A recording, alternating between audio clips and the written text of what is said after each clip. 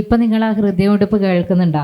അവൾ തുടങ്ങുമ്പോൾ ഡോക്ടർ പറഞ്ഞത് എൻ്റെ ഹൃദയം വല്ലാണ്ട് ഇടിക്കുന്നുണ്ട്, നിങ്ങൾ കേൾക്കുന്നുണ്ടോ എന്നായിരിക്കും. കഥ വന്ന വഴിയെ പറ്റിയൊന്നും വ്യക്തമായിട്ട് പറയാൻ അറിയാത്ത ഒരാളാണ് ഞാൻ. എൻ്റെ ഓർമ്മയിൽ എൻ്റെ കഥ തുടങ്ങുന്നത് എനിക്കൊരു 3 വയസ്സൊക്കെ ഉള്ളപ്പോഴാണ്. പക്ഷേ ഡോക്ടർ ഇപ്പോൾ പറഞ്ഞ സമയത്ത് ഇവിടെ ഇരിക്കുന്ന ഞാനുൾപ്പെടെ എൻ്റെ മുന്നിലിരിക്കുന്ന ചിലരെങ്കിലും കുട്ടിക്കാലത്തേക്ക് പോയിട്ടുണ്ട്. ഒഴിവ് സമയങ്ങളിൽ വായിക്കാൻ വളരെ മടിയുണ്ടായിരുന്ന എനിക്ക് അച്ഛനും അമ്മൂമ്മയും പറഞ്ഞു തന്നിരുന്ന കഥകൾ പറഞ്ഞു തന്നാണ് സാഹിത്യവുമായി ഒരു ബന്ധമുണ്ടാവുന്നത്. ഇനി ഞാൻ വളരെ സ്നേഹപൂർവ്വം ഒരാളെ വിളിക്കുകയാണ്. ആ പേരിന്, ആ സ്നേഹപൂർവ്വം എന്ന വാക്കിനൊരു പ്രത്യേകതയുണ്ട്. അടുത്തതായി നമ്മളോട് സംസാരിക്കുന്നത് അഞ്ചരക്കണ്ടി ഹയർ സെക്കൻഡറി സ്കൂളിലെ മലയാള അധ്യാപകനാണ്, അല്ലേ? അവിടുന്ന് മാറലായി. അപ്പോൾ നമ്മൾ അന്വേഷിച്ചത് വരെ അഞ്ചരക്കണ്ടി സ്കൂളിലെ മലയാളം അധ്യാപകനായിരുന്നു. വളരെ മികച്ച ഒരു പുസ്തകം, ഭയം, ഭ്രമം, ഭാവന എന്ന് പറയുന്ന ഒരു പുസ്തകം എഴുതിയിട്ടുണ്ട്. എനിക്ക് തോന്നുന്നു ഈ നോവൽ കഥ എന്നതിനപ്പുറത്തേക്ക് സംഗീതം അല്ലെങ്കിൽ കവിത എന്നതിനാണ് പ്രബിൻ മാഷ് കൂടുതൽ ഇടപെട്ടുകൊണ്ടേയിരിക്കുന്നത്. കൂടുതലായി ആ മേഖലയിലെല്ലാം സജീവമായി നിൽക്കുന്ന ഒരാളാണ്. അപ്പോൾ എങ്ങനെയാണ് ഈ വഴിയിലൂടെ മാഷ് സഞ്ചരിക്കുന്നത് എന്ന് നമുക്ക് കേൾക്കാം. നമസ്കാരം. ആദ്യം തന്നെ ഇത്തരമൊരു അവസരം നൽകിയ കൈരളി ബുക്സിന് വലിയ നന്ദി അറിയിക്കുകയാണ്. ഇവിടെ പലരും സംസാരിച്ചു, ശ്രദ്ധാപൂർവം കേൾക്കുകയായിരുന്നു. എങ്ങനെയാണ് ഞാൻ പറയേണ്ടത് എന്നതിനെ പറ്റിയായിരുന്നു ഏറ്റവും വലിയ ടെൻഷൻ. കഥ വന്ന വഴി. സത്യത്തിൽ എൻ്റെ ഈ പുസ്തകത്തിൻ്റെ പേര് ഭയം, ഭ്രമം, ഭാവന എന്നുള്ളതാണ്. എഴുത്തിലാണെങ്കിലും പല ഘട്ടങ്ങളിലും ഇപ്പോൾ നിങ്ങളോട് സംസാരിക്കുന്ന നിമിഷത്തിൽ പോലും എന്നെ ഏറ്റവും പിന്നോട്ട് വലിച്ചൊരു ഘടകം എന്ന് പറയുന്നത് ഭയം. ഒരുപക്ഷെ ഒരു വേദിയിലിരുന്ന് സംസാരിക്കുമ്പോൾ, ഇരുന്നിട്ടല്ല നിന്നിട്ടാണെങ്കിൽ കുറച്ചും കൂടെ കൈവിറക്കും, കാലുവിറക്കും. ഒരുപക്ഷെ ആ സദസ്സിൽ ആണ് ഇരിക്കുന്നതെങ്കിൽ അവിടുന്ന് ഇങ്ങോട്ടേക്ക് പെട്ടെന്നൊരു പേര് വിളിച്ചാൽ ആകെ കൂടെ കിടുങ്ങി വരച്ചിട്ടായിരിക്കും ഇങ്ങോട്ടേക്ക് വരിക. ഇത്തരത്തിലുണ്ടായിരുന്ന ഉൾവലിക്കുന്ന, നമ്മൾ സ്വയം പിന്നോട്ട് വലിക്കുന്ന പല ഘടകങ്ങളെയും അതിനോട് ഒരു പോരാട്ടം നടത്തി മുന്നോട്ടേക്ക് വരാൻ ശ്രമിക്കുക എന്നുള്ളതാണ് ഞാൻ പലപ്പോഴും ശ്രമിക്കാറുള്ള ഒരു കാര്യം എന്ന് പറയുന്നത്. എൻ്റെ എഴുത്തും അങ്ങനെ തന്നെയാണ്. കൃത്യമായി പറഞ്ഞാൽ ആദ്യഘട്ടത്തിൽ ഞാൻ എഴുതിയ ഒരു കഥയുണ്ട്. കഥേൻ്റെ പേര് ദേശാടന കിളി എന്നാറ്റാണ്. വൻ തമാശയാണ് പറയാൻ കാരണം, ഞാൻ ഒരു 6ാം ക്ലാസ്സിൽ 7ാം ക്ലാസ്സിലും പഠിക്കുന്ന സമയത്ത് എഴുതിയൊരു കഥയായിരുന്നു. അത് ഈ അടുത്ത കാലത്ത് ഞാൻ വീണ്ടും എടുത്ത് വായിച്ചു നോക്കിയ സമയത്ത് ഞാൻ തന്നെ അത് കുറേ വായിച്ച് ചിരിച്ചു. അതിൻ്റെ കാരണം, തിരുവനന്തപുരത്ത് നിന്ന് തൃശ്ശൂരേക്ക് അതിൽ ഒരു കഥാപാത്രം ഓട്ടോറിക്ഷ പിടിച്ച് പോകുന്നുണ്ട്. അന്ന് ഞാൻ അത്രേ ചിന്തിക്കുന്നില്ല. അന്ന് അങ്ങനെ ഒരു ഭാഗം എഴുതുന്ന സമയത്തും അങ്ങനെ പോവാം നേരത്തെ മനസ്സിൽ ആ ഓട്ടോറിക്ഷയിലാണ് അധിക യാത്രയിൽ. അപ്പോൾ സ്വാഭാവികമായിട്ടും തിരുവനന്തപുരത്ത് നിന്ന് തൃശ്ശൂരേക്ക് ഓട്ടോറിക്ഷയ്ക്ക് പോകുന്നതിന് പ്രശ്നമില്ലല്ലോ. ഒരമ്മേൻ്റെ കഥയാണ്, ഭയങ്കര കണ്ടൻറ്റൊക്കെ ഭയങ്കര കണ്ടൻറ്റായിരുന്നു. പക്ഷേ വൻ തമാശയാണ് ആ കഥ ഇപ്പോൾ വായിക്കുമ്പോൾ. ഒരു പക്ഷെ നാളെ ഞാനിത് കുറേ കാലം കഴിഞ്ഞിട്ട് വീണ്ടും ഇപ്പോഴെഴുതിയ വലിയ സംഭവം എന്ന് വിചാരിക്കുന്ന പുസ്തകം വൻ തമാശയായിട്ട് മാറിയേക്കാം.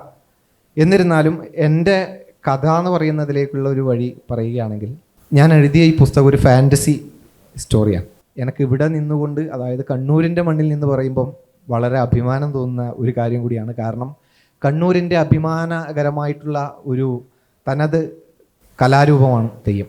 തെയ്യം എന്നത് ആ ഒരു മേഖലയിൽ വളരെ താല്പര്യമുള്ള ഒരാൾ എന്ന നിലയിൽ ഒരുപാട് സാധ്യതകൾ എന്ന് പറഞ്ഞാൽ അതിനെ പല രീതിയിൽ അതിൽ നൃത്തമുണ്ട്, സംഗീതമുണ്ട്, കഥയുണ്ട്, വരയുണ്ട്, മറ്റു പല തെയ്യത്തിൻ്റെ ആടയാഭരണങ്ങളൊക്കെ ഉണ്ടാക്കുന്നത്. അങ്ങനെ ഒരുപാട് കലകളുടെ ഒരു സമന്വയമാണ് സത്യത്തിൽ ഈ തെയ്യം എന്ന് പറയുന്നത്.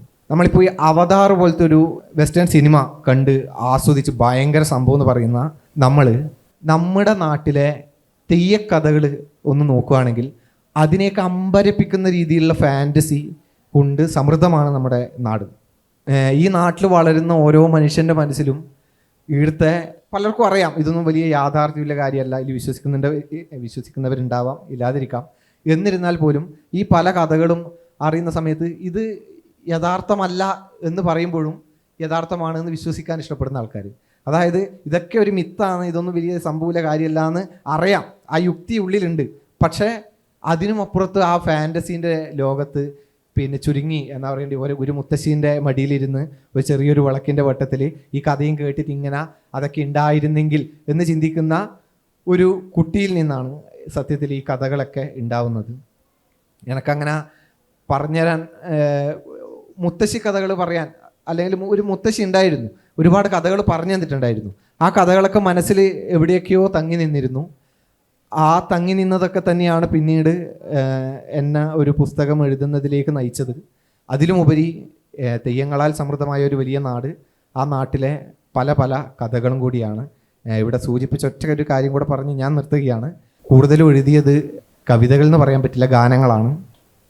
ഒരു 10-25 പാട്ടുകൾ എഴുതിയിട്ടുണ്ടാവും. അതിൽ കൂടുതലും ഞാൻ തന്നെ ഈണമിട്ട് എഴുതിയ പാട്ടുകളാണ്. ഏറ്റവും ലാസ്റ്റ് ഇപ്പോൾ ഇറങ്ങിയിട്ടുള്ളത് റാസ റസാഖ് എന്ന് പറഞ്ഞ റാസ ബീഗം അവർ പാടിയിട്ടുള്ളൊരു പകരാം മധുരം എന്ന് പറയുന്ന ഒരു ഗസലാണ്. അപ്പോൾ പാട്ടെഴുത്ത് നല്ല സുഖമുള്ള പരിപാടിയാണ്. അതായത് ഏറ്റവും ആസ്വദിച്ച് ഞാൻ എഴുതുന്ന സംഭവം ഒരു പാട്ടാണ്.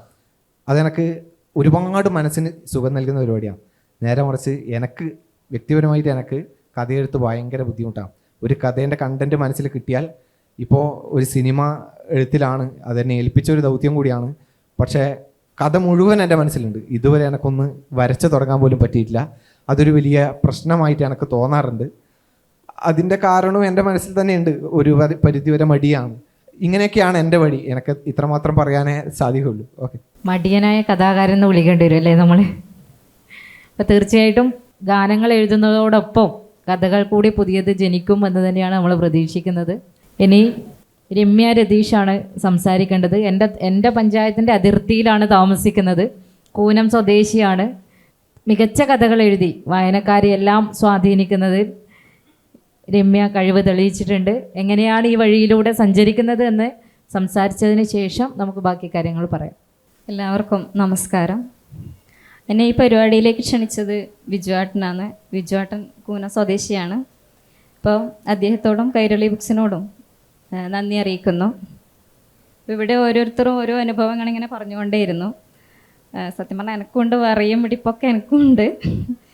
അപ്പം എൻ്റെ കഥ തുടങ്ങുന്നതെന്ന് വെച്ചാൽ, ഞാൻ സ്കൂൾ പഠിക്കുമ്പോഴേ എഴുതുന്നുണ്ട്. ഇപ്പം മാഷ് പറഞ്ഞു അന്നേരം എഴുതിയ കാര്യങ്ങൾ ഇപ്പം വായിച്ചു നോക്കുമ്പോൾ അല്ലെങ്കിൽ നോക്കുമ്പോൾ ചിരി വരും. സത്യം പറഞ്ഞാൽ ഞാനും അങ്ങനെയാണ്. ഇപ്പം വായിച്ചു നോക്കുമ്പോൾ എനിക്ക് വല്ലാത്ത ഞാൻ എന്തൊക്കെയാണ് എഴുതി വെച്ചിരിക്കുന്നതെന്നുള്ള ഒരു അവസ്ഥയാണ് വായിക്കുമ്പോൾ ഉണ്ടാവാറ്. ഇപ്പോൾ അതിൽ നിന്നൊക്കെ കുറേ മാറ്റം വന്നു. പിന്നെ കോവിഡ് കാലത്താണ് എൻ്റെ കൂടുതലായിട്ട് എല്ലാവരും സർഗവാസനകളും ഒക്കെ കൊടിതട്ടി ഉണർത്തിയത് കോവിഡാണെന്ന് പറയുന്ന കേട്ടിട്ടുണ്ട്. അതുപോലെ തന്നെയാണ് ഞാനും. കോവിഡ് കാലത്താണ് എൻ്റെ പുസ്തകം ഇറങ്ങിയത്. നമ്മുടെ പായൽ ബുക്സിലൂടെ അവരൊരു പരസ്യം ഇറക്കിയതിലൂടെയാണ്. പുസ്തകം ഇറക്കാനുള്ള ഒരുപാട് ചിലവുകളൊക്കെയുള്ള കാലത്താണ് നിങ്ങൾ ഒരു എഴുത്തുകാരനാണോ എന്നുള്ളത് ചോദിച്ചുകൊണ്ടുള്ള ഒരു പരസ്യം ശ്രദ്ധയിൽപ്പെട്ടത്. അപ്പോൾ അങ്ങനെ മനോജേട്ടനെ കോണ്ടാക്ട് ചെയ്തു. പിന്നെ അവരുടെ അടുത്ത് നിന്ന് തന്നെ ഏകദേശം ഒരു 6ഓളം പുസ്തകങ്ങൾ പബ്ലിഷ് ചെയ്യപ്പെട്ടിട്ടുണ്ട്. ബാലസാഹിത്യമായാലും നോവലായാലും ചെറുകഥയായാലും അങ്ങനെ. പിന്നെ അദ്ദേഹത്തിൻ്റെ കൂടെ തന്നെ ബാലസാഹിത്യത്തിൽ 2 പേര് ചേർന്ന് എഴുതുന്ന ആ ഒരു രീതിയിൽ നമ്മൾ എത്തിയിട്ടുണ്ടായിരുന്നു. അപ്പോൾ അതൊക്കെ നല്ലൊരു അനുഭവങ്ങളാണ് എനിക്ക്. ഒന്നെന്ന് വെച്ചാൽ നമ്മുടെ ഈ എഴുത്ത് ബ്ലോക്ക്, റൈറ്റേഴ്സ് ബ്ലോക്കിൽ പെട്ട് നടന്ന ഒരു സമയത്തായിരുന്നു മനോജേട്ടൻ ഇങ്ങനെ നമുക്ക് 2 പേർക്കും ചേർന്ന് ഒരു ബാലസാഹിത്യം എഴുതിയാലോ എന്നുള്ള ഒരു നിർദ്ദേശം വെച്ചത്. അപ്പോൾ അതും എനിക്കും തോന്നി. പിന്നെ അതിൽ നിന്ന് ഞാൻ എൻ്റേതായി സ്വന്തമായിട്ട് തന്നെ ബാലസാഹിത്യം എഴുതി. ഫാൻറ്റസിന്ന് എനിക്ക് വഴങ്ങാത്ത ഒരു കാര്യമായിരുന്നു. പക്ഷേ പിന്നെ ഞാൻ ഫാൻറ്റസി എന്ന ഒരു ആ ഒരു ഇത് വെച്ചിട്ട് തന്നെ ഒരു നോവൽ എഴുതി. കുട്ടികളുടെ ഇത് വെച്ചിട്ട് ഏറ്റവും വിഷമമുള്ള കാര്യമെന്ന് എനിക്ക് തോന്നുന്നത് കുട്ടികളുടെ രചന എഴുതാനാണ്. കാരണം അവരുടെ ചിന്താഗതികളോടുകൂടി നമുക്ക് എഴുതൽ ഭയങ്കര വിഷമമാണ്. അവരെ പോലെ ചിന്തിച്ച് നമ്മൾ എഴുതണം. അപ്പോൾ അതിനെല്ലാം എഴുതാൻ പറ്റിയിട്ടുണ്ട്. ഇത്രയൊക്കെയാണ് എൻ്റെ കാര്യങ്ങൾ. ഇവർ 6 പേരും എങ്ങനെയാണ് എഴുത്തിൻ്റെ വഴിയിലൂടെ വന്നത്, അല്ലെങ്കിൽ എങ്ങനെയാണ് എഴുതി വരുന്നത് എന്നതിനെ പറ്റിയൊക്കെ വിശദമായി സംസാരിച്ചു. ഇനിയൊരു കാര്യം, നമ്മളിപ്പോൾ വായിക്കുന്ന പല പുസ്തകങ്ങളും ആദ്യം നമ്മളിപ്പോൾ കാണുന്നത് ഏതെങ്കിലും ഒരു സോഷ്യൽ മീഡിയ പ്ലാറ്റ്ഫോമിലാണ്. വളരെ പ്രധാനപ്പെട്ട, വളരെ വായനക്കാരെ ഉണ്ടാക്കിയ പല നോവലുകളും പല കഥകളും ഒക്കെ ഒരുപക്ഷെ പുസ്തക രൂപത്തിൽ വരുന്നതിന് മുന്നേ നമ്മൾ ഈ സോഷ്യൽ മീഡിയ പ്ലാറ്റ്ഫോമുകളിൽ കണ്ടിട്ടുണ്ട്. അപ്പോൾ അതുപോലെ ഒരുപാട് ആളുകൾ എഴുതി തുടങ്ങിയിട്ടുമുണ്ട്. ഒരുപക്ഷെ എഴുത്തിൻ്റെ ജനാധിപത്യവൽക്കരണം എന്ന് പറയുന്നത് ഈ സോഷ്യൽ മീഡിയ പ്ലാറ്റ്ഫോമുകളൊക്കെ വന്നതോടുകൂടി കൂടുതൽ സജീവമായി. അപ്പോൾ അങ്ങനെ ഒരു അവസരം കിട്ടുമ്പോൾ എല്ലാവരും എഴുത്തുകാരാവുന്നു എന്ന് പറയുന്നിടത്ത് എന്തെങ്കിലും പ്രതിസന്ധി ഉണ്ടോ? അല്ലെ അതിനെ എങ്ങനെയാണ് നിങ്ങളൊരു എഴുത്തുകാർ, എല്ലാ വായനക്കാരാലും അംഗീകരിക്കപ്പെട്ട എഴുത്തുകാർ എന്നുള്ള രീതിയിൽ നിങ്ങളെങ്ങനെയാണ് ആ ഒരു എഴുത്തിൻ്റെ പൊതു ഇടപെടലുകളെ നോക്കിക്കാണുന്നത് എന്ന് സംസാരിക്കുക. വളരെ വ്യക്തിപരമായ ഒരു അഭിപ്രായമാണ്. സത്യം പറഞ്ഞാൽ ഇത്രയൊന്നും എഴുതേണ്ട കാര്യമില്ല. അതായത് അങ്ങനെയല്ല, ഞാൻ എഴുതുന്നവരെയോ എഴുത്തിനെയോ മോശമെന്ന് പറയുന്നതല്ല. 2020-ലെ 2021-ലെയോ ഒരു മാതൃഭൂമി ആഴ്ചപ്പതിപ്പിലാണെന്ന് തോന്നുന്നു, സുഭാഷ് ചന്ദ്രൻ എഴുതിയ ഒരു ലേഖനത്തിൻ്റെ ഒരു തലക്കെട്ടുണ്ടായിരുന്നു. തലക്കെട്ടാണെന്ന് എഴുതാതിരിക്കുന്നതും എഴുത്താണ് എന്നാണ് ആ തലക്കെട്ടിൻ്റെ പേരുണ്ടായിരുന്നത്. അതിന് വളരെ രസകരമായിട്ട് ഈ അടുത്ത് തൊട്ടടുത്തുള്ള VR സുധീഷ് ഒരു രസകരമായൊരു കമൻറ്റ് പറഞ്ഞിരുന്നു. ഇന്ന് ഏത് സാഹിത്യ പരിപാടികളിൽ പോയാലും തിരിച്ച് വീട്ടിൽ പോകണമെങ്കിൽ ഒരു വണ്ടി വിളിച്ച് പോകേണ്ട അവസ്ഥയാണ്, അത്രമാത്രം പുസ്തകങ്ങളാണ് വരുന്നത് എന്ന് VR സുധീഷിൻ്റെ ഒരു കമൻറ്റ് ഉണ്ടായിരുന്നു. ഞാൻ പറയുന്നതിൻ്റെ കാരണം എന്താ, ഞാൻ എഗെയിൻ വ്യക്തിപരമാണ്. എഴുത്ത് ഒരുപാട് ലിമിറ്റ് ചെയ്യപ്പെടുന്നത്, നമ്മളെ തന്നെ ലിമിറ്റ് ചെയ്യപ്പെടുന്നത് നല്ലതാണ് എന്നൊരു അഭിപ്രായം എനിക്കുണ്ട്. കാരണം എഴുത്ത് സത്യത്തിലൊരു നവീകരണമാണ്. ഇന്നലെയേക്കാൾ നന്നായി നമുക്ക് ഒരാശയം അല്ലെങ്കിൽ ഒരു വാക്ക്, കാരണം എന്ന് വെച്ചാൽ വർഷങ്ങളോളം പഴക്കമുള്ള ഒരു വാക്കുകൾ അല്ലെങ്കിൽ വാക്കുകളുടെ ഒരു സെറ്റ് ഓഫ് വേർഡ്സ് ഉപയോഗിച്ചാണ് നമ്മൾ പുതിയ ആശയങ്ങൾ എഴുതാൻ ശ്രമിക്കുന്നത്. വാക്കിന് മാറ്റമൊന്നുമില്ല, ആശയങ്ങൾക്ക് മാത്രമേ മാറ്റം സംഭവിക്കുന്നുള്ളൂ. അപ്പോൾ തീർച്ചയായും എഴുതുന്നവർ അക്കൗണ്ടബിൾ ആയിരിക്കണം, അവർ ഉത്തരവാദിത്വമുള്ളവരായിരിക്കണം. ആ എഴുത്ത് അതുപോലെ തന്നെ ആരെയൊക്കെ സ്പർശിച്ചാലും എത്രയൊക്കെ വായിക്കപ്പെട്ടാലും ആ എഴുത്തിന് ഒരു ആഴവും പരപ്പും കാമ്പുമൊക്കെ ഉണ്ടായിരിക്കണം. അതിന് ഇപ്പോൾ പലരും ആദ്യം കാണുമ്പോൾ ചോദിക്കുന്ന ചോദ്യം എത്ര പുസ്തകം പബ്ലിഷ് ചെയ്തു? അതൊരു ചോദ്യമേ അല്ല. എത്രയോ പുസ്തകങ്ങൾ പബ്ലിഷ്, ചിലപ്പോൾ ഒരു പുസ്തകം പബ്ലിഷ് ചെയ്യാൻ ചിലപ്പോൾ ചെയ്തിട്ടുണ്ടാവില്ല. പക്ഷേ ആ ചെയ്തിട്ടുള്ള ഒന്ന് മതിയെങ്കിൽ ആ ഒന്ന് മതി, അത് ധാരാളമാണ്. അല്ലാതെ 50 പുസ്തകം എഴുതിയ എഴുത്തുകാരൻ ജനപ്രിയ എഴുത്തുകാരനാകുമെന്ന് ഞാൻ വിചാരിക്കുന്നില്ല. ഒരു പുസ്തകം കൊണ്ട് കഴിയുമെങ്കിൽ ധാരാളം. ഈ പറഞ്ഞതിൽ നിന്ന് നേരെ വിപരീതമായൊരു അഭിപ്രായം ഇല്ലതുകൊണ്ട് പറയുന്നതാണ്. ഞാനത് ശരിയാണെന്ന് വിശ്വസിക്കുന്നുമില്ല. അത് പല ആളുകൾക്കും പല അഭിപ്രായം ഉണ്ടാവും. എൻ്റെ PGയിൽ എൻ്റെ അധ്യാപകൻ KR ടോണി മാഷാണ്. അപ്പോൾ ടോണി മാഷ്ക്ക് അങ്ങനെ എല്ലാവരോടും ഇപ്പോൾ നമ്മൾ കുട്ടികളുടെ അഭിപ്രായം പറഞ്ഞാൽ അത് നിങ്ങളുടെ അഭിപ്രായം പ്രശ്നമില്ല, ഞാൻ എൻ്റെ പറയും, അത്രയേ ഉള്ളൂ, അങ്ങനെ കണക്കാക്കിയാൽ മതി. എല്ലാവരും എഴുതട്ടെ. ഇത് ഒരു പ്രശസ്തനായിട്ടുള്ള എഴുത്തുകാരൻ പറഞ്ഞതാണ്, ഞാൻ അതിനോട് യോജിക്കുന്നതുകൊണ്ട് പറയുന്നതാണ്. ആരെയും കൊല്ലുകയൊന്നും ചെയ്യുന്നില്ല. ആവുന്നത് പോലെ ഓരോരാളുകളും എഴുതട്ടെ. ആ എഴുത്തുകളിൽ ഒരുപക്ഷെ ഒതുങ്ങിക്കിടന്ന ഒരു മനുഷ്യൻ്റെ അതിൽ വലിയ രീതിയിലൊരു സാഹിത്യം ഉണ്ടെങ്കിലും ഒരിക്കലും മുന്നിലോട്ട് വരാൻ വേണ്ടി മടി കാണിക്കുന്ന ഒരാളിൽ ഇങ്ങനെ എഴുതി പോകുന്ന സമയത്ത് നമ്മൾ അത്ഭുതപ്പെടുത്തുന്ന ഒന്ന് വന്നാലോ, അങ്ങനെ ഒരു സാധ്യത കൂടി ഉണ്ടല്ലോ. അങ്ങനെയാണ് ഞാൻ കണക്കാക്കുന്നത്. പിന്നെ ഈ പറഞ്ഞ പോലെ നമ്മളൊക്കെ മനുഷ്യന്മാരാണ്, ഒരു ജീവിതമേ ഉള്ളൂ. ആ ജീവിതത്തിൽ നമ്മളൊക്കെ എങ്ങനെയൊക്കെ അടയാളപ്പെടുത്തണമെന്ന് നമ്മൾ സ്വയം തീരുമാനിക്കുന്നതാണ്. വേണമെങ്കിൽ എഴുതാതിരിക്കാം, ഇഷ്ടം പോലെ എഴുതാം. നല്ലോണം എഴുതിയുകൊണ്ട് ഒരു നല്ല എഴുത്തുകാരൻ ആവണമെന്നില്ല. ഇപ്പോൾ പറഞ്ഞ പോലെ ഒറ്റ പുസ്തകം ഉണ്ടായാൽ പോലും അയാൾ ഒരു മികച്ച എഴുത്തുകാരനായി മാറാം. പക്ഷേ എഴുത്തുകൾ കൂടുതൽ ഉണ്ടാകട്ടെ എന്നാണ് എൻ്റെ ഒരു വ്യക്തിപരമായ അഭിപ്രായം. ഓരോ വ്യക്തിക്കും എഴുതാനുള്ള സ്വാതന്ത്ര്യമുണ്ട്. അത് നമ്മുടെ അവകാശമാണ്, നമ്മുടെ സ്വാതന്ത്ര്യം തന്നെയാണ്. അതുകൊണ്ട് ആർക്കും മറ്റുള്ളവരെ റെസ്ട്രിക്റ്റ് ചെയ്യാനുള്ള അനുവാദമൊന്നുമില്ല. പക്ഷേ എന്ത് എഴുതി കഴിഞ്ഞാലും കാലത്തിനെ അതിജീവിക്കുന്ന എഴുത്തുകളുണ്ട്. അത് ആ ഒരു രീതിയിൽ തന്നെ അതിജീവിച്ചുകൊണ്ടിരിക്കും.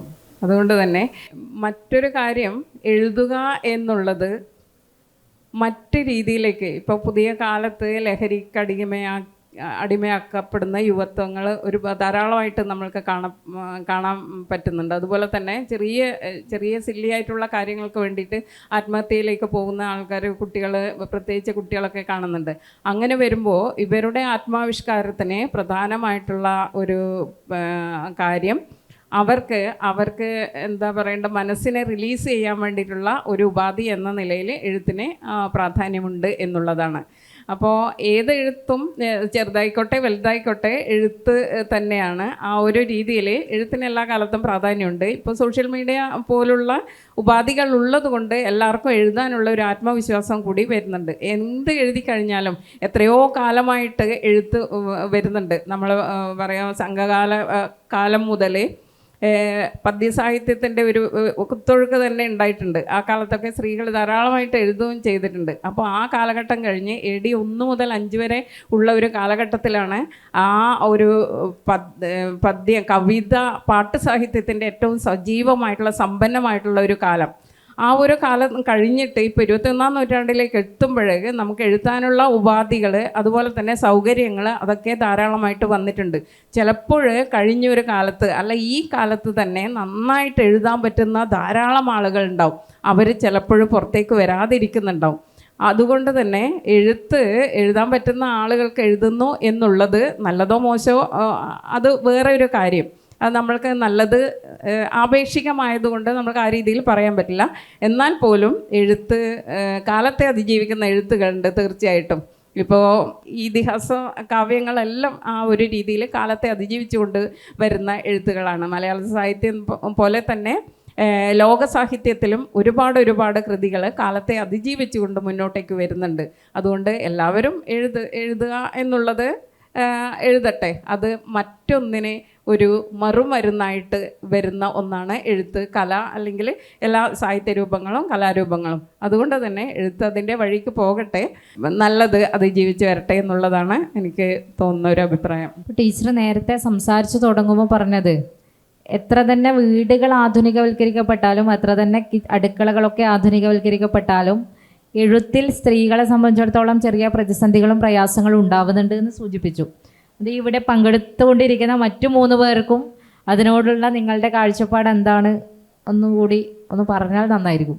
സ്ത്രീകളുടെ എഴുത്ത് പുരുഷൻ്റെ എഴുത്തിൽ നിന്ന് തീർത്തും വ്യത്യസ്തമാണ്. എന്തുകൊണ്ടാണെന്ന് വെച്ചാൽ സ്ത്രീക്കൊരു എഴുത്ത് മുറി ഉണ്ടാവുക എന്ന് പറയുന്നത് തന്നെ ചിലർക്ക് മാത്രം ഉണ്ടാവുന്ന കാര്യമാണ്. ഇപ്പോൾ ഏകാന്തതയുടെ 100 വർഷങ്ങൾ എഴുതുന്ന സമയത്ത് ആ കുടുംബം അദ്ദേഹത്തെ എങ്ങനെയൊക്കെയാണ് സപ്പോർട്ട് ചെയ്തതെന്ന് നമ്മൾ വായിക്കുന്നുണ്ട്. മാസങ്ങളോളം ഒരു മുറിക്കകത്ത് അടച്ചിരുന്ന് എഴുതാൻ ആവശ്യമായ സഹായങ്ങളെല്ലാം മേഴ്സിഡസ് എന്ന അദ്ദേഹത്തിൻ്റെ വൈഫ് ഏകാന്തതയുടെ 100 വർഷങ്ങൾ എഴുതുമ്പോൾ ചെയ്തു കൊടുത്തിട്ടുണ്ട്. അങ്ങനെ ഒരു സ്ത്രീക്ക് സാധിക്കുമോ എഴുത്തിലേക്ക് മുഴുവനായി കോൺസെൻട്രേറ്റ് ചെയ്യാൻ പറ്റുന്ന ഒരവസ്ഥ എപ്പോഴാണ് ഉണ്ടാവുക? പിന്നെ സ്ത്രീയുടെ വ്യക്തിപരമായ കുറേ പ്രശ്നങ്ങളെ മുഴുവനായിട്ട് അവർക്ക് അഡ്രസ്സ് ചെയ്യാൻ പറ്റുമോ? അതൊക്കെ നമ്മൾ ചോദിക്കേണ്ട ചോദ്യങ്ങളാണ്. പറ്റില്ല എന്നാണ് എൻ്റെ. അങ്ങനെ ഒരു സാഹചര്യം കിട്ടുക എന്നുള്ളത് തന്നെ ഇനി വരുന്ന തലമുറയിലെ കുട്ടികൾക്ക് ഒരുപക്ഷെ അവരത് നേടിയെടുക്കുമായിരിക്കും. എന്തായാലും ഞങ്ങളുടെ തലമുറയിലെ ആളുകൾക്ക് അങ്ങനെയുള്ള സൗകര്യങ്ങൾ ഇല്ലായിരുന്നു. അതാണ് സ്ത്രീയും പുരുഷനും തമ്മിലുള്ള എഴുത്തിൻ്റെ വ്യത്യാസം. അവർക്കൊരു എഴുത്തിടമുണ്ട്. അവർക്ക് എഴുതാൻ വേണമെങ്കിൽ വീട്ടിൽ നിന്ന് മാറി അവർക്കിഷ്ടമുള്ള നാട്ടിൽ പോയി നിന്ന് താമസിച്ച് ഒക്കെ എഴുതാം. സ്ത്രീകളെ സംബന്ധിച്ചിടത്തോളം സ്വന്തം സാഹചര്യത്തിനകത്തിരുന്ന് അവരത് എഴുതണം. അവരതിനുള്ള കാര്യങ്ങൾ അവിടെ കണ്ടെത്തണം. ഇപ്പോൾ സ്ത്രീകൾക്ക് സ്വന്തമായിട്ട് എഴുത്തുമുറി വേണമെന്ന് പറഞ്ഞു. ഇതിനിടയ്ക്ക് എൻ്റെ ഹസ്ബൻഡ് പുറത്താണ്, പ്രവാസിയാണ്. അപ്പോൾ ഞാൻ ഇന്നിവിടെ ഇരിക്കാൻ തന്നെ കാരണം ചിലപ്പോൾ അദ്ദേഹം തന്നെയായിരിക്കും. നല്ല സപ്പോർട്ടുള്ള ആളാണ്, കുടുംബത്തിലായാലും നല്ല സപ്പോർട്ടുണ്ട്. അപ്പോൾ ഇതിനിടയ്ക്ക് എന്തോ നമ്മളിങ്ങനെ തമാശയ്ക്ക് ഞാൻ എഴുതാൻ എനിക്ക് ഇന്ന സ്ഥലമൊന്നുമില്ല, ചിലപ്പോൾ അടുക്കളപ്പുറമായിരിക്കും, മുറി വേണമെന്നൊന്നുമില്ല, എനിക്ക് എവിടെ നിന്നെങ്കിലും എപ്പോഴാണ് തോന്നുക അപ്പോൾ ഞാൻ അങ്ങനെ എഴുതുക, അങ്ങനെയുള്ള ഒരു ചിന്തയുള്ള ആളാണ്. അപ്പോൾ ഇതിനിടയ്ക്ക് തമാശയ്ക്ക് ഹസ്ബൻഡ് എന്നോട് ചോദിച്ചു, നിനക്ക് സ്വന്തമായിട്ടൊരു എഴുത്തുമുറി ഇങ്ങോട്ട് ചോദിക്കുകയാണ്. അപ്പോൾ അത് ഞാൻ ഭയങ്കര ഹാപ്പിയായി. ഞാൻ പറഞ്ഞാൽ എനിക്കങ്ങനെ ഒരു മുറിയുടെ ആവശ്യമൊന്നുമില്ല, എനിക്കെപ്പോഴാണ് എവിടെ നിന്നാണ് എഴുതാൻ തോന്നുന്നത് ഞാൻ അന്നേരം എഴുതും.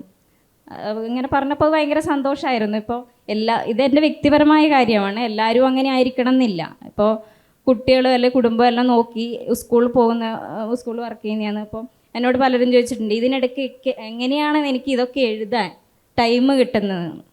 ടൈം നമ്മളായിട്ട് ഉണ്ടാക്കുന്നതാണ്. അത് എങ്ങനെയായാലും അത് നമുക്ക് ഉണ്ടാക്കാൻ പറ്റും. എഴുത്തിൽ മാത്രമൊന്നുമല്ല, ഡോക്ടർ പണിയിലായാലും ചായ കുടിക്കുന്ന കാര്യത്തിലായാലും ഇനി ഒരു പരിപാടി കേൾക്കാൻ വേണ്ടി നമ്മളിങ്ങനെ പോകുന്ന സമയത്തിൻ്റെ കാര്യത്തിലായാലും എല്ലാം ജെൻഡർ ഇനിക്വാലിറ്റി ഉള്ള നാട്ടിൽ തന്നെ നമ്മൾ ജീവിക്കുന്നത്. അതിലെനിക്കൊരു സംശയമില്ല.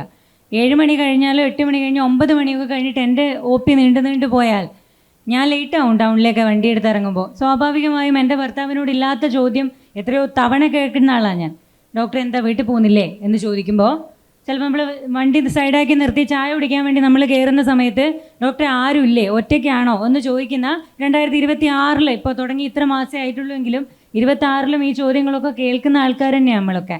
പക്ഷേ ഇതിൻ്റെ ഒരു പ്രത്യേകത എന്ന് പറയുന്നത് ഇങ്ങനെയൊക്കെയാണ് എങ്കിലും നമ്മളെന്തെങ്കിലുമൊക്കെ ചെയ്യാൻ തീരുമാനിച്ചിട്ടുണ്ടെങ്കിൽ സ്ത്രീകൾക്ക് പ്രത്യേകമായി ഒരു കഴിവാണ് അതെന്ന് പുരുഷന്മാരെ ഇരുത്തിക്കൊണ്ട് തന്നെ ഞാൻ വേണമെങ്കിൽ പറയാം. എന്തെങ്കിലുമൊക്കെ ചെയ്യാൻ തീരുമാനിച്ചിട്ടുണ്ട് എങ്കിൽ തീർച്ചയായിട്ടും നമ്മൾ ചെയ്യും. അതിപ്പോൾ ആര് തടഞ്ഞാലും ചെയ്യും. അത്ര തന്നെ ഈ കാര്യത്തിലും എനിക്ക് പറയാനുള്ളൂ. എഴുത്തിൽ മാത്രമല്ല എല്ലാ കാര്യത്തിലും.